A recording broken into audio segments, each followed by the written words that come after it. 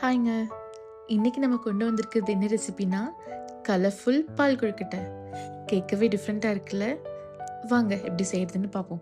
First அதுக்கு 1 cup rice floor எடுத்துக்கலாம். இந்த மாதிரி ஒரு பேனில் போட்டு லோ ஃப்ளேமில் நல்லா வணக்கணும். நல்லா வணங்குறது தான் இருக்குது கொழுக்கட்டையோட சாஃப்ட்னஸ்.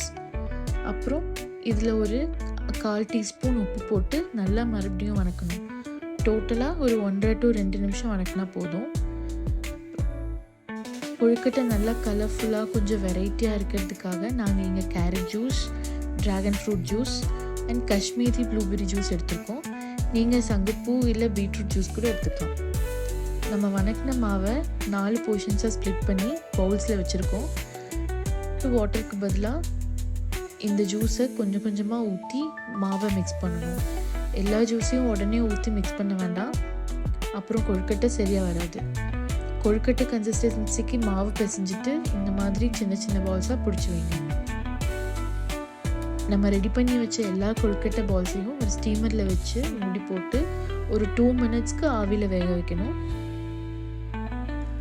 ரெடியானதும் இது ஒரு பவுலில் மாற்றி வச்சிடலாம். நெக்ஸ்ட்டு ஒரு பேனில் 1 லிட்டர் ஃபுல் க்ரீம் மில்க் எடுத்து அது நல்லா பாயில் பண்ணி நல்லா திக் ஆகிற வரைக்கும் சிம்மில் வச்சு கிளறி விட்டுக்கலாம்.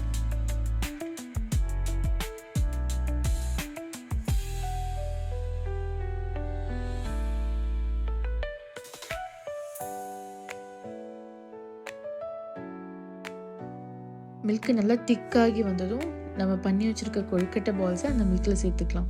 அது கொஞ்ச நேரம் அந்த மில்கில் நல்லா குக் ஆகட்டும். நல்லா கொதித்து இப்படி பபிள்ஸ் வரும்.